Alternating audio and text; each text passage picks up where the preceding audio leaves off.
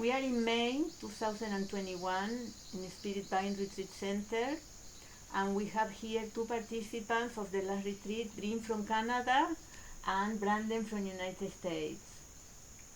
I wanted to ask you how it was to come to Brazil in COVID times. What people were telling to you, were you afraid? How did you find the situation here when you arrived? For me, it was a lot of friction to get here. Mainly with getting to the airport. I had my COVID test wrong. I had, for some reason, when I booked it, I booked PCR. I ended up getting an antigen test. So when I arrived to the airport, I had to rush to get another test, and with 1 hour and 20 minutes to spare. Luckily, they had a testing ground at the airport that just opened. I went there, got my test done, ran back to the airline, got in line. Besides that, that was like the only friction. I wasn't really scared to travel during COVID. I was excited to travel during COVID. I really wanted to get out of my country. Felt like stuck. Um, and with that, getting here was very easy, very beautiful when I landed. And being here, I was not worried about COVID at all. I felt very, very safe. Literally, like, wasn't on my mind, not 1 second throughout the whole time. This is very important for us that people feel safe here because only to come Mm. to drink ayahuasca is fearful for people. So we don't need to add more things. That's why we want people feel absolutely comfortable. We ask the COVID test to everybody, to every participant, every facilitator, and all the staff present the COVID test before a retreat starts. So, and we have plenty of space to do social distance. Well, now that we talk a lot about this particular situation, the activities here are workshops, ceremonies, and a few excursions to the jungle and to the beach and to the waterfall. Do you think we need anything else, or that is okay for the time duration of the retreat? So I think that you do a great job of striking a balance between activities and things to do and workshop ceremonies and still providing an abundance of free time. So I guess each day feels like it's very structured. We wake up and we know what's happening throughout the day and we can sort of plan our time. But there's still a lot of time to enjoy the beautiful grounds, just for quiet contemplation and meditation. So you don't feel busy, but you don't really feel bored. It's a perfect balance. And I think within that schedule, there are all these excursions and things if you want to explore the beautiful nature. I certainly did. It was amazing. The beaches are otherworldly. But other people chose to stay in and relax, and so there's an opportunity for you to kind of create the retreat that you want and that works best. So overall, I found there was an excellent balance in terms of the planning and the structure that allows you to create the experience that you're looking for here. You live in Florida, Yes. which is one of the most beautiful places in United States Yeah. with beautiful beaches. So, do you think this place is similar or very different? The beaches, what do you think? So, when I arrived to the beach here, it doesn't compare to anything in Florida. Nothing. I mean, over here, the water's different. The view, the structure of the land, where you turn around, you have luscious forests, and then you have beautiful water, clear water. So it doesn't really compare. I mean, it's different. It's very different. But it's better in my opinion here, way better. My opinion, the excursions were amazing. I went to all of them. I went to the waterfall. The waterfall was something I've never seen before in my life, and it felt like cleansing myself, getting in the water and having the water fall on me in the waterfall. It was a wonderful experience, and again, the beaches don't compare. It's like jungle meets ocean, and it's all there at once. And It's very unique. yeah, no? very The unique. jungles go literally Yeah. into the ocean. Yeah, literally. And then there's one beach we went to where you walk through the jungle to get to the beach, and as you turn around, you look back, it's the jungle leading you to the beach. So yeah, very very unique experience overall with the excursions and things like that. And again, I think what he said earlier was we had time to meditate, we had time to do our own things, and I really love that. Again, living in Miami, doing what I do, I'm very busy all the time. I don't really take too much time to myself to do that, and here I got that experience, and now I can take it home with me and implement that in my day-to-day life over there. So overall, very very grateful for the structure that was built here. It's wonderful. Now in COVID times, our groups are smaller, so we have even more space to do social distance. But anyway, what happens when you need to talk about your deepest fears or traumas in front of people that you never saw before? How do you feel? Were you afraid? For me personally, I was not afraid. I don't fear judgment at all. It's why I'm here doing the interview. I found it good because, you know, one thing I always say to people is that we all have our story, and some people try to hide their story when sometimes it could be better to talk to someone, explain it so they understand you. I mean, some people are afraid to be understood, and I'm not sure what psychologically is going on there, because if somebody can understand you, you can have a deep conversation. And specifically in COVID times, I feel we don't have these deep conversations anymore. We're social distance, we're stuck inside. I do Zoom calls frequently, and I love them because of the connection we have, the deep conversations. I feel they're needed for humans to evolve almost. It's like a connection we need with one another. And for me, it was beautiful. I loved it. And I loved hearing everybody else's story, their expressions, their emotions. I feel like people who come here and express themselves are bold, you know, and that's beautiful in itself. Do you think people will judge you or criticize you or reject you? So perhaps I'm not as an evolved as human as Brandon, because I was a bit nervous of judgment, and you know, during this process I had to confront, and I think we all had to confront, a lot of really difficult things from our past, things that we're ashamed of, you know, things that we regret, pain that we hold.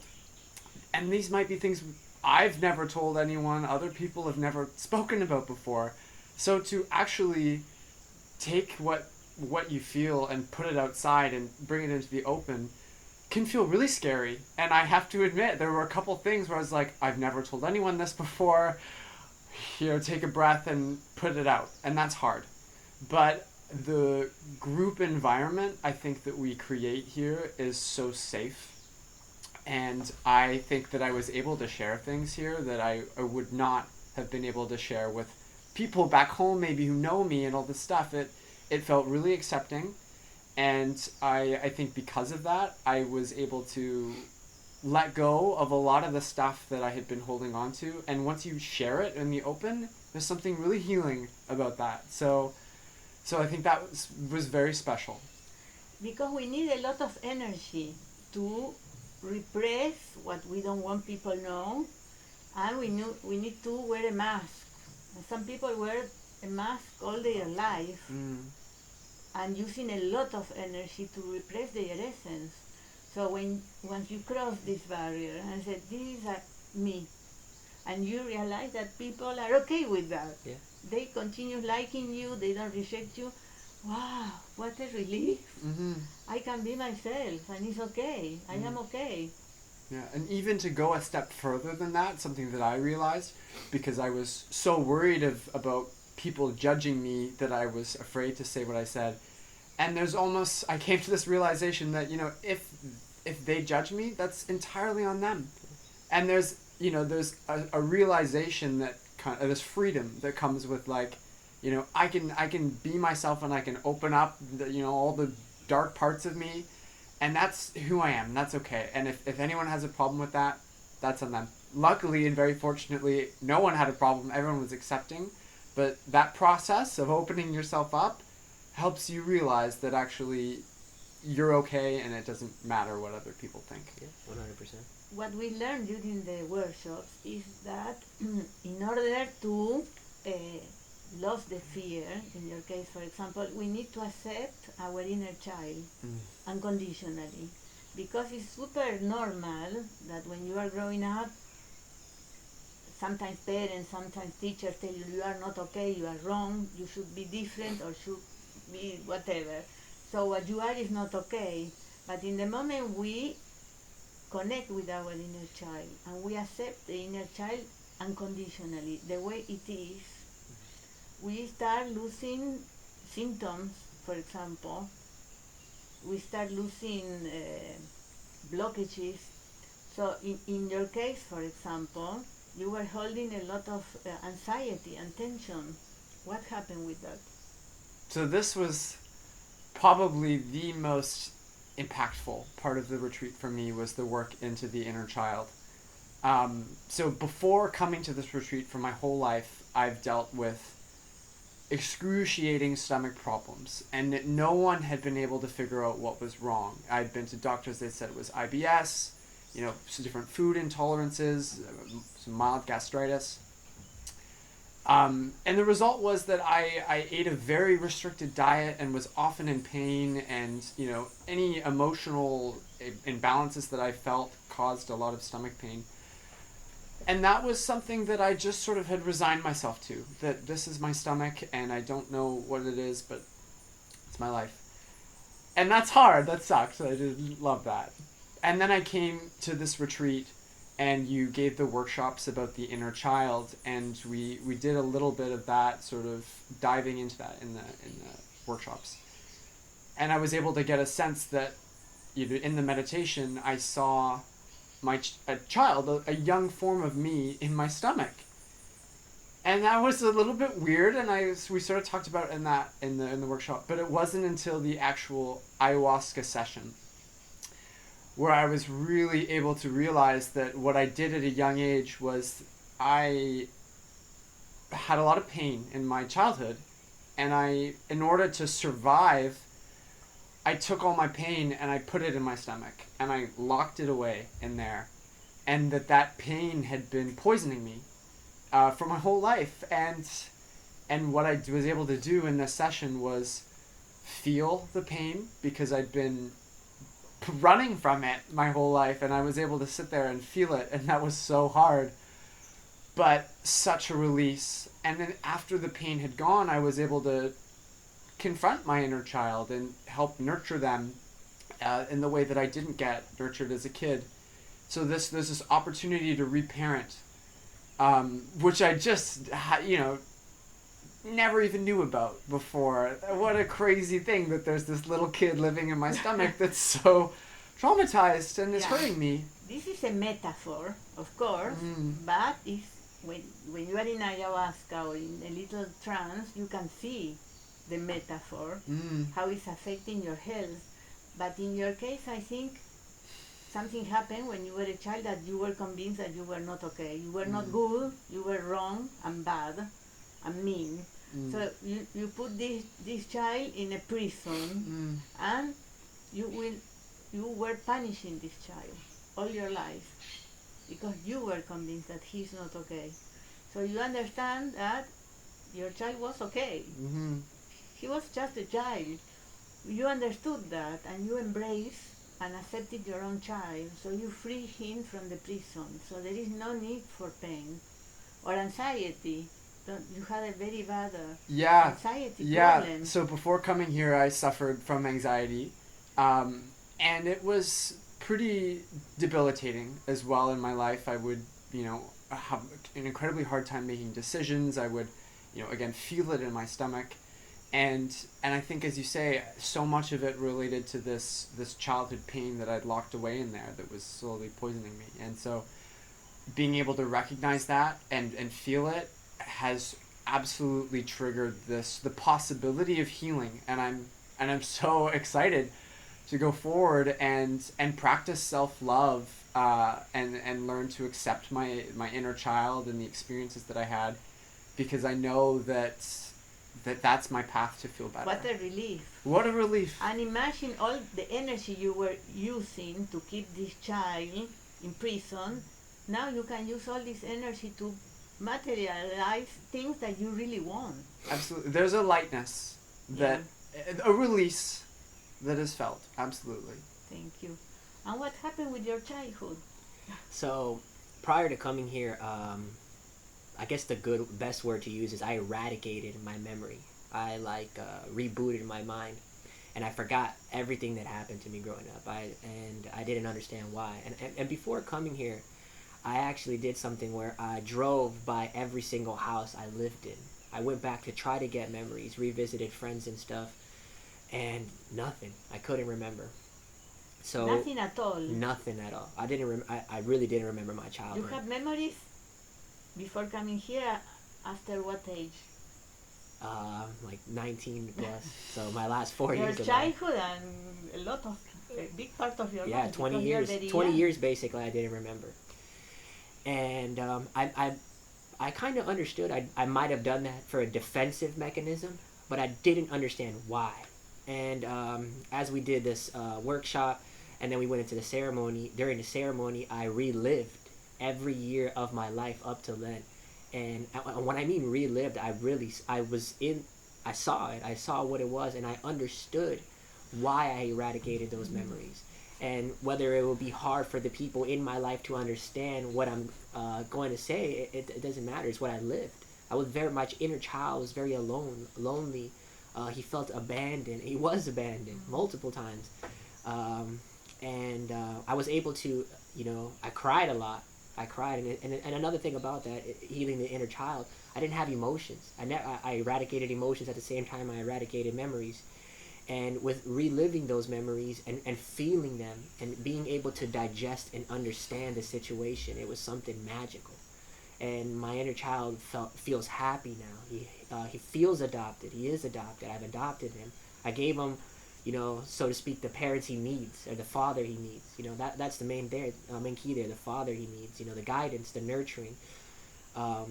So you heal your inner child, and the future father you will be someday. Yes, I actually was able to visualize me guiding my son and nurturing him just as I wish I was. So I actually have that, you could say, playbook to go by to do with my son, because it is a wonderful feeling to have guidance by parents and being nurtured as a child. The first 7 years of your life are the most important. It's where you program. And I cannot wait to do that for my own child, and I'm very glad that I remember everything now, because like you said earlier, some people are afraid to relive their lives, but how can you be afraid of something you may not ever understand unless you go back and do it? You can never heal from something like that. So don't be afraid of that. Accept it, understand it, and heal. But also, some people believe, why I will remember something that was bad? Why I have to go back there? It's better to forget. No, it's very painful. Probably it's very painful.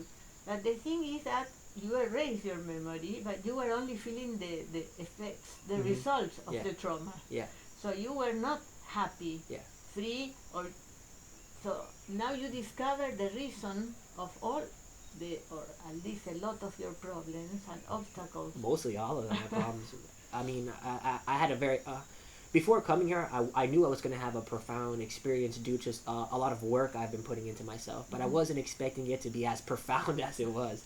It was very intense, and again, I feel as though to solve your problems, you have to go to the dark side. You have to go to that side of you that people always say, work on your strengths, double down on your strengths. No, double down on your weaknesses. You have to go to the dark side of who you are to understand it, to be able to heal it and turn it into light, Now that you remember all the tragic childhood you had and all the traumas, how do you feel now? You think, are you in pain? No, I'm It's happy. the opposite. Yeah, I'm happy. That's what I'm saying. You have to go to that But side this to is heal the and leave fear it. of people. Yeah. I will remember and I will destroy my life. Yeah, and it's not like But that. it's the opposite, It's the because opposite. what you don't remember is affecting you and is making you do things. Mhm. You are overreacting to things. You are creating.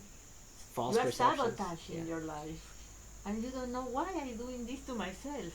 Now you know what you did before, and you don't need to repeat it. Yeah, it's almost like eradicating those behaviors as well, because you're able to see them, let's say from a third person point of view, and you now are like, wow, I was doing that, it was harming me, I healed it.